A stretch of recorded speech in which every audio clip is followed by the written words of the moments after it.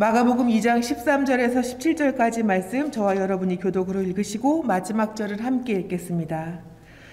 예수께서 다시 바닷가에 나가심에 큰 무리가 나왔거늘 예수께서 그들을 가르치시니라. 또 지나가시다가 알페오의 아들 레위가 세간에 앉아 있는 것을 보시고 그에게 이르시되 나를 따르라 하시니 일어나 따르니라.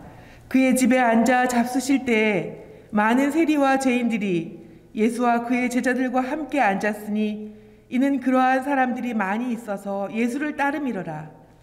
바리새인의 서기관들이 예수께서 죄인의 세리들과 함께 잡수시는 것을 보고 그의 제자들에게 이르되 어찌하여 세리 및 죄인들과 함께 먹는가. 함께 읽습니다.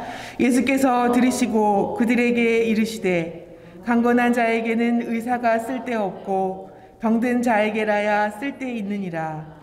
나는 의인을 부르러 온 것이 아니요 죄인을 부르러 왔노라 하시니라. 아멘. 나를 사랑하시는 분 예수, 다섯 번째 그 집을 찾아가신 예수님이라는 제목으로 목사님께서 말씀 선포해 주시겠습니다. 현장에서 함께 예배하는 여러분들을 환영하고 축복합니다. 이렇게 만나서 예배할 수 있어서 기쁘고 감사합니다. 하나님께서 늘 은혜와 사랑으로 지켜주시기를 축복합니다. 네. 계속해서 이 사순절 동안 예수님을 묵상하고 예수님께 집중하고 초점을 맞춰야 되는데 이 팬데믹의 상황들이 기존의 우리의 삶을 제한하게 되고 당연하게 여겼던 것들을 당연하지 못하게 만들어 놓았습니다. 첫째가 손잡을 수 없는 상황이 되었을 때 손잡아 주시는 예수님이라 말씀을 드렸습니다. 2m 이상의 거리를 두어야 되는 그러한 상황에서 가까이 다가오셔서 문제를 해결하시는 예수님을 소개해 드렸습니다. 마스크를 쓰고 상대방의 얼굴도 발음도 제대로 볼 수 없고 알아들을 수 없는 상황에서 눈으로 말하시는 예수님을 소개해 드렸습니다. 네 번째로는 오늘 아침에도 MBC의 스트레이트를 보게 되니까 가짜 정보, 가짜 뉴스에 대해서 이렇게 특집으로 다루게 되는 것을 보는데 거짓 소문이 만연한 사회에서 소문이 아닌 삶으로 다가오셔서 만나 증거 되시는 예수님을 소개해 드렸습니다. 오늘은 다섯 번째 현상입니다. 제 인스타그램에도 보게 되면은 꼭 하나 가까운 사람들과 이렇게 사진을 보고 활동을 보고 하게 되면 반드시 온타리오 가버먼트에 그러한 겉면에 사진이 뜨게 되고 글귀가 뜨게 됩니다. 집에 머물라라고 하는 것이죠. 남의 집에 찾아가서 파티를 하고 함께 즐기는 것이 바로 바이러스의 그러한 온상지가 될 수 있다라고 하는 것입니다. 서로의 집을 방문할 수 없고 5인 이상 모이지 말라 말하기도 하고 엄할 때는 같은 집안에 있는 식구라 할지라도 같이 살지 않으면은 가족이라도 못 만나는 상황 가운데서 오늘 우리가 신앙생활을 하고 있습니다. 그래서 오늘은 그 집을 찾아가시고 신방하시는 예수님이라고 여러분 앞에 소개하려고 합니다. 그 집입니다. 수많은 집들 가운데 하나가 아니라 바로 나의 그 집, 삭개오의 그 집, 오늘 본문의 주인공이었던 레위 마태의 그 집을 찾아가시는 예수님입니다.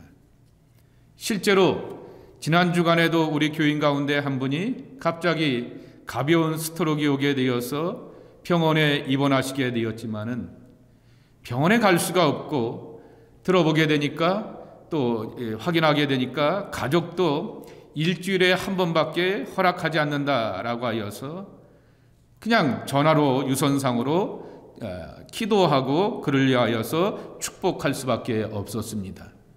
그래도 한번 얼굴과 얼굴을 맞대고 또 그의 몸에 손을 대어주면서 축복하고 기도하는 것이 더 많은 힐링과 하나님의 터치가 될 것이다라고 하는 그러한 간절함이 있음에도 불구하고 그런 상황이 되지를 못하게 됩니다.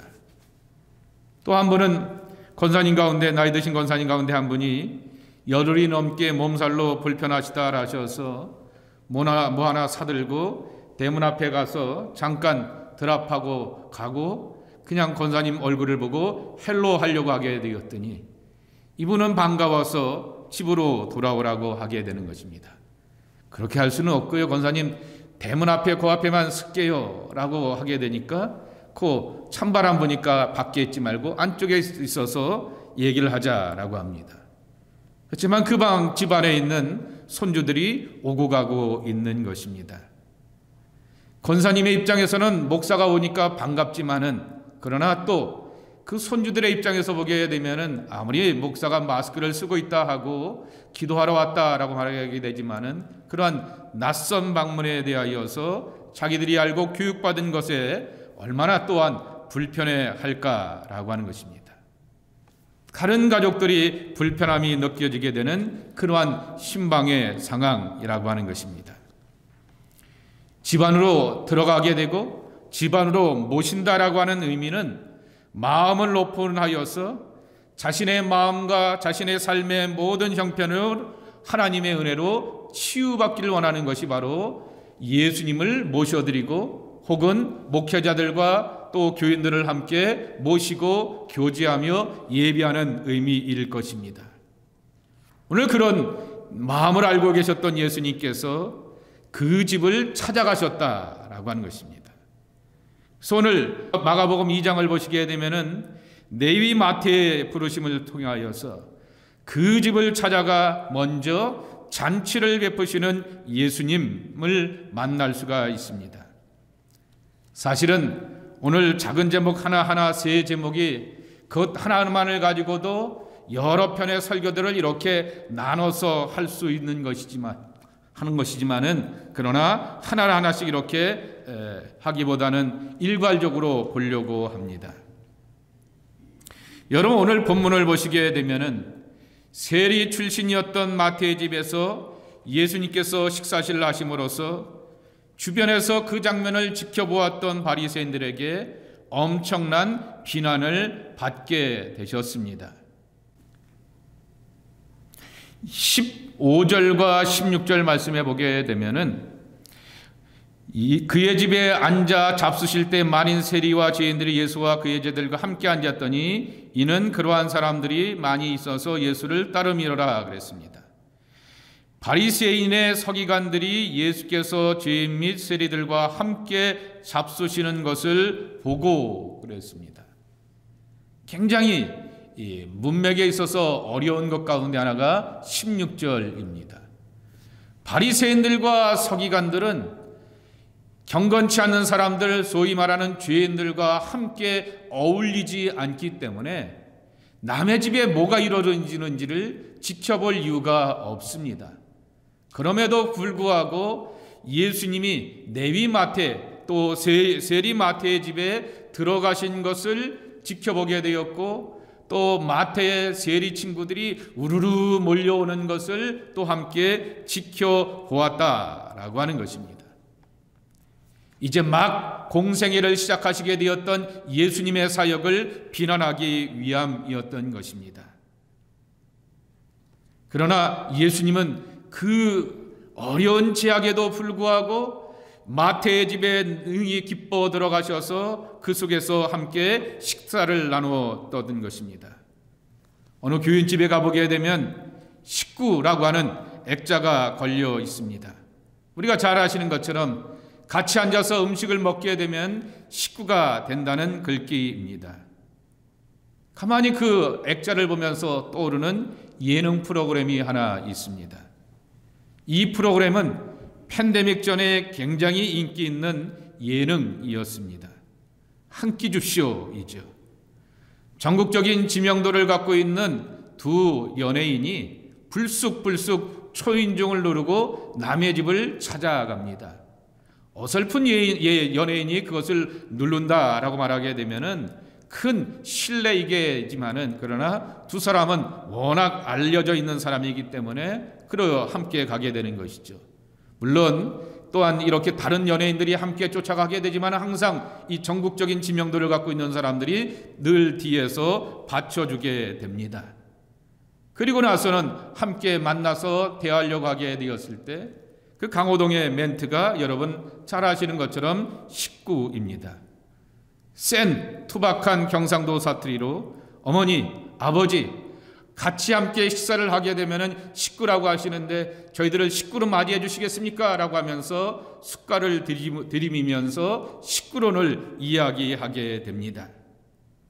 오늘 예수님과 레위의 마태와 그리고 그의 친구들이 함께 어울려서 식탁에 앉아 누리게 되었다라고 말하게 됩니다.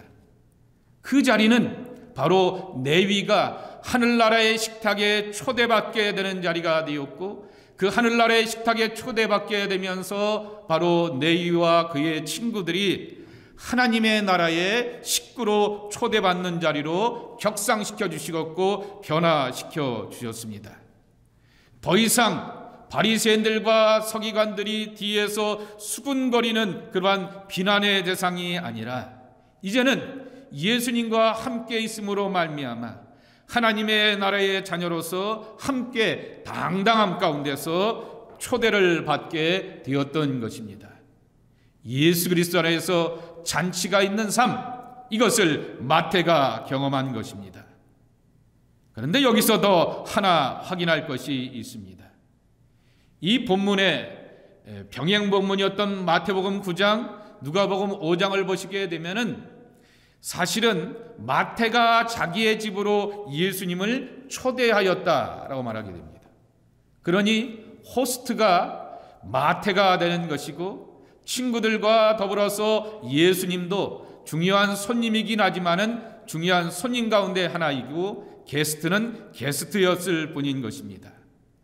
그런데 이 마태와 친구들과 그리고 예수님이 함께 어울리는 이 잔치가 주객이 전도가 되고 바뀌게 되었습니다. 이 집의 잔치는 이제는 예수님이 호스트 주인이 되셨고, 마태와 그의 친구들은 그 예수님의 잔치 가운데서 게스트로 중요한 손님으로 초대받게 되었습니다. 이것이 질서입니다. 예수님을 구주로 믿고 살아가는 하나님의 백성들의 사람들의 신앙의 질서입니다. 진정한 구원과 삶의 변화는 주객이 변화되는 것입니다. 예수님이 주인 되시고 내가 예수님의 손님으로 바뀌고 예수님의 또한 구원과 변화와 초대의 대상으로 바뀌어지는데 신앙의 질서가 있는 것입니다. 다시 표현하면 내가 삶의 잔치를 만들어가는 것이 아니라 언제나 주님께서 만들어 놓으셨던 그 잔치에 내가 초대받고 주님이 준비하시고 주님이 예비하시고 주님께서 허락하시는 즐거움과 기쁨을 내가 누리며 사는 것이다 라고 하는 그러한 사실과 고백으로 나가야 하는 것입니다. 광야의 식탁이 광야의 잔치가 될 수 있습니다. 광야의 메마른 땅도 광야의 풍성한 식탁이 되었던 그 은혜는 바로 하나님께서 주인 되어주시고 자기 백성들을 이끌어 가시게 되었을 때 그 광야의 식탁도 복된 은혜의 자리가 되었습니다. 요한복음 21장의 말씀에 보게 되면은 갈릴리 바다에서 벌어지게 되었던 배신자 베드로의 식탁도 변하여서 회복의 식탁으로 변화될 수가 있었던 것은 생선을 준비하고 고기를 굽고 준비한 것은 제자들이었지만은 그러나 그 생선을 나눠주면서 함께 어우르시면서 베드로와 친구들의 마음을 돌이키고 회개시키면서 새로운 사명과 부르심으로 이루게 되었던 그 부름의 주인공은 예수님이었던 것입니다. 우리는 삶 가운데서 식탁의 풍성함이 있기를 원합니다. 몸에 질병이 온다 할지라도 우리는 잘 먹기를 원하고 근사하게 먹기를 원합니다. 내 삶에 풍성한 식탁에 기쁨이 있기를 원합니다. 그런데 분명히 성경은 우리에게 소개하기를 식탁은 하나님이 예비하는 것이다. 그것이 광야의 식탁이었습니다. 회복은 하나님께서 준비하시는 것이다. 그것이 갈릴리의 식탁이었습니다. 그리고 마태의 식탁에서도 예수님께서 사람들을 초대하시고 부르셔서 그들을 향하여서 하나님의 식구로 초대해 주게 되었던 축복과 회복의 식탁이 그 앞에 준비되어 있었던 것입니다. 두 번째로는 그 집에서 보살핌을 베푸시는 예수입니다. 예수님이 그 집에 들어가시게 되고 그 집에 찾아가시게 되면 그 집에 꼭 필요한 것이 해결되었습니다. 보았던 것처럼 베드로의 집을 찾아가서 베드로의 집을 가만히 보게 되니까 그의 장모가 심한 열병을 앓고 있기 때문에 장모의 열병을 고쳐주셨습니다. 회당장 야이로의 집에 들어가게 되니 이미 아이가 죽었습니다 라고 사람들이 보고하고 예수님이 더 이상 필요 없고 괴롭게 하실 이유가 없습니다 라고 하게 되었지만은 예수님은 회당장 야이로의 딸을 고쳐주시면서 살려주시는 그러한 그 집에 꼭 필요한 문제를 해결하여 주셨습니다. 요한복음 2장에 보게 되는 가나안 혼인 잔치도 마찬가지인 것입니다. 그 잔치집에 초대받은 예수님이 계셨기에 혼인잔치의 모자람이 해결되었던 것입니다. 기쁨과 즐거움이 가득한 혼인집에도 모자람의 문제가 존재하게 되었듯이 우리의 삶에는 늘 그런 경험을 하게 되는 것입니다. 바리새인들은 예수님께서 죄인의 집에 거하신다라고 비난하게 되었습니다. 여기서 죄인들이라고 하는 단어인 것입니다. 그 죄인들이라고 하는 단어는 암하레츠라고 하는 그러한 뜻입니다. 그 암하레츠라고 하는 말은 구약의 유명한 표현인데요, 그 땅의 백성들이라고 하는 뜻을 담고 있습니다. 감리교 신학대학 안에 언더서클 가운데 하나가 아마레츠가 있는데요, 땅의 백성들이라고 하는 그러한 뜻입니다. 그래서 이 아마레츠라고 하는 것은 구약 성경에 보게 되면은 가난하고 빈곤하여서 하나님의 돌봄과 배려의 대상들을 말합니다. 구약 성경의 가장 배려의 대상, 돌봄의 대상이 누구죠? 고아와 과부들 아니었습니까? 고아와 과부를 돌보라고 하는 그 표현이 자주 등장하는 것처럼 땅의 백성들을 향하여서 무시하지 말고 함부로 대지 말고 그 땅의 백성들을 돌보라라고 하는 그러한 것입니다. 세리들은 사회 정치적으로 보게 되면은 노마의 앞잡이 노릇을 하였습니다. 거기다가 종교적이고 신앙적인 꼬리표 네이버를 하나 붙이게 되어서 죄인들로 만들게 되었던 것이 바리새인들과 서기관들입니다. 세리들이 경제적으로는 여유가 있고 정치적으로는 신분이 안정되어 있는 것처럼 보이게 되지만은 역시 그들은 죄인들, 땅의 백성들로서 그 땅에 필요한 돌봄과 배품이 필요한 그러한 존재들로 택함을 받았다라고 하는 것입니다. 땅의 백성들에게는 외로움과 두려움이 있기 마련이며 또한 땅의 백성들은 하늘의 구원을 갈망하는 그러한 모습인 것입니다. 그렇기 때문에 죄인인 것은 맞습니다. 우리가 나의 죄됨을 인정할 때 하나님의 구원이 임하게 되듯이 바로 세리 마태와 그의 친구들은 그와 같은 형편이었던 것입니다. 여러분, 지난 금요일 매일 성경화라는 새벽기도 본문 가운데 누가복음 19장 44절에 보면은 이런 말씀이 있었습니다. 새벽기도 제가 나누게 되었는데요, 19장 44절에 보면 또 너와 및 그 가운데 있는 네 자식들을 땅에 매여치며 돌 하나도 돌 위에 남기지 아니하리니 이는 내가 보살핌을 받는 날을 알지 못함을 이남이니라 하시니라 그랬습니다. 예수님께서 예루살렘 성을 바라보시면서 안타까워하시면서 우시고 있는 것입니다. 그리고 돌 하나에 돌도 남는지 않는다라고 하는 것이죠. 하나님 그 앞에서 싹쓸이 심판을 당할 것이다 라는 말씀입니다.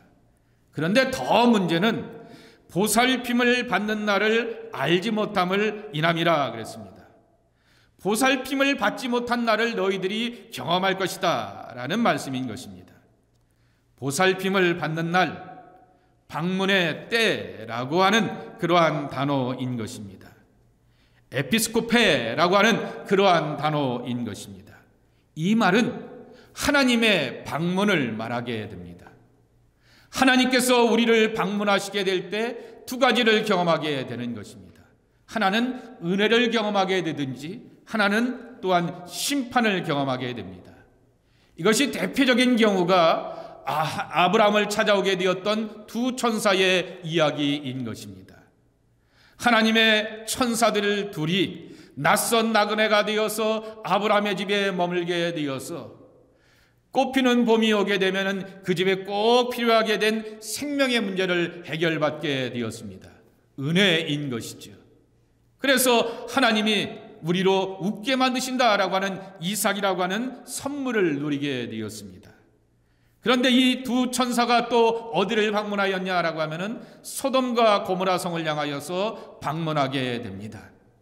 그리고 두 천사는 마치 검찰이 판사 앞에 기소하듯이 증거물을 쭉 찾아서 과간입니다. 형편없습니다. 능히 심판하셔도 심판할 이유를 정말 충분합니다라고 하는 것들을 하나님께 보고하게 되고, 그리고 또한 소돔과 고모라는 불의 심판을 받게 되었던 것입니다.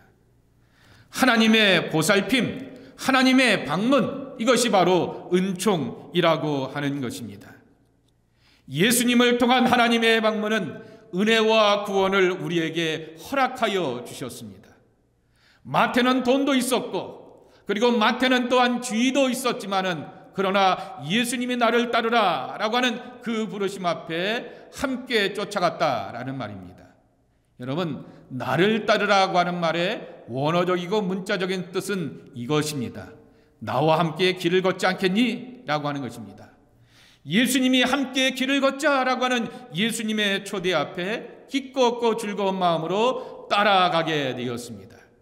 바로 그도 바리새인들과 세리들로부터 꼬리표로 붙게 되었던 땅의 백성들의 갈등과 번민과 고민과 세상으로부터 따돌림 받게 되는 그러한 외로움 속에서 회복되는 은총을 누리게 된 것입니다.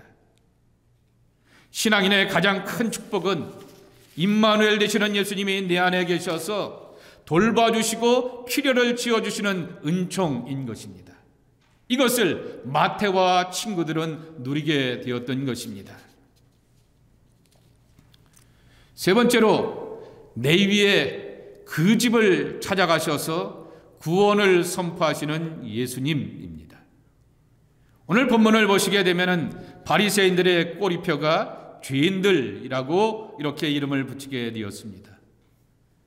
근데 감신대 총장 출신이었던 김덕준 교수가 그의 주석에 보게 되면은 죄인들이라고 하는 말을 뭐라고 이렇게 또 주예를 달아 놓았냐면은 저 패물들이라고 하는 것이죠. 쓸모없는 것들이라고 이렇게 이 주석을 붙여놓게 되었습니다. 돈은 많을지 모릅니다. 사회적인 신분의 안정을 보장받을 수 있고 내일을 향하여서 기약할 수 있는 것처럼 보이게 되지만은 율법의 관점으로 보게 되고, 그리고 구약의 그러한 모든 잣대로 보게 되었을 때 정말 쓸모없는 패물들이라고 하는 그러한 것으로 이렇게 꼬리표를 붙이게 되었습니다. 그렇기 때문에 남의 죄인들의 집에 대해서 관심을 갖지 못하게 되었던 바리새인들이 마태의 집에 예수님이 들어가고 제자들이 들어가는 것을 향하여서 유심히 지켜보게 되었고, 예수님이 세리 친구들과 함께 식사하는 모습을 흉측한 것이라고 비난하였습니다. 마태와 그의 친구들은 죄인이었지만은 자기의 일을 앞세우지 않고 예수님의 부르심에 응답하였기에 예수님의 제자가 될 수가 있었습니다. 자기의 의를 주장하는 사람들이 아니라 자신의 죄인됨을 인정하는 사람만이 제자됨의 첫 발걸음을 뛸 수 있음을 확인하게 되는 것입니다. 예수님께서 사람의 아들로 강림하셔서 이 땅에 오신 이유는 우리를 구원하기 위함입니다. 예수님께서 십자가에 달리셔서 아낌없는 희생을 주셨던 이유도 우리를 구원하시기 위함입니다. 예수님께서 마태 레위 집에 머물리시고 식탁을 나눈 이유도 구원받은 사람이 얼마나 변화된 삶을 살 수 있는가라고 하는 것을 마태와 그의 친구들과 나누기 위함이라고 하는 것입니다. 나를 따르라고 하는 말에 즉각적으로 예수님과 함께 같은 길을 걷는 자로서 마태는 응답하게 되었고 그의 친구들도 함께 쫓아오게 되었다라고 14절에 보게 되면 말씀하고 있습니다. 누가복음 19장에 등장하게 되는 같은 직업의 인물이 하나 나타나게 됩니다. 삭개오입니다. 같은 직업의 삭개오의 집에 예수님이 찾아가셨던 이유도 그 집의 구원을 선포하며 하나님의 거룩한 부르심과 변화된 삶의 방향을 보여주시기 위함인 것입니다. 예수님께서 오늘 예배의 부름의 말씀에도 있듯이 내려오라, 내가 네 집에 머물러야겠다라고 말씀하시면서 당위성을 가지고서 그 집에 머물러 계셨습니다. 삭개오의 그 집에 예수님이 계심으로 말미암아 잃어버린 자를 찾아 구원하시는 삶의 나침반과 내비게이션이 예수님이셨구나라고 하는 것을 확인하게 되었습니다. 오늘 예수님께서 뒤에 말씀하여 주셨듯이 마태 그의 집에도 머물러 계셔서 영혼의 의사가 되셔서 마태의 가슴속에 담겨지게 되었던 깊은 아픔을 치료하게 되는 회복의 은총으로 함께하여 주셨습니다. 우리에게는 나의 집을 찾아 구원의 그 집으로 바꿔가시게 되시는 예수님을 만나고 초대하는 기쁨이 있어야 할 것입니다. 그 집이라고 제가 굳이 설교에 반복하여서 이렇게 타이틀을 갖게 되었고 꼭 집어서 말씀을 드린 것은 나의 그 집입니다. 삭개오의 그 집인 것입니다. 마태의 그 집이라고 하는 것이죠. 예수님이 찾아가시는 구체적인 나의 집, 그의 집에 대한 구원의 이야기를 여러분들 앞에 소개해 드리기를 원하는 것입니다.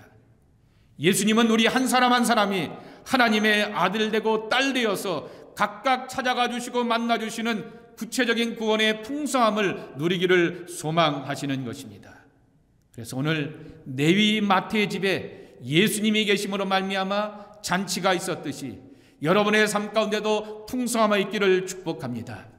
예수님이 계심으로 말미암아 레위 마태의 집에 필요한 것들이 해결받듯이 우리의 삶의 문제에 꼭 필요한 것들이 해결받는 여러분의 집이 되길 축복합니다.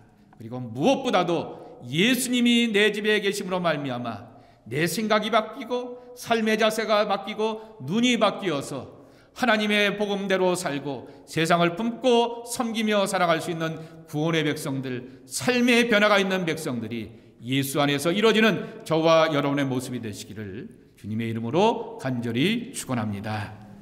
하나님 아버지 감사합니다. 예수님을 모시고 사랑하는 그 집의 기쁨과 즐거움을 우리가 누리기를 소망합니다. 주님, 저희들에게 찾아와 주시고 머물러 주시옵시고 신방하시는 베푸시는 은혜와 돌봄의 은총이 저희 안에 충만한 모습으로 허락받게 하여 주시옵소서. 예수님의 이름으로 간절히 축복하며 기도 올리옵나이다. 아멘.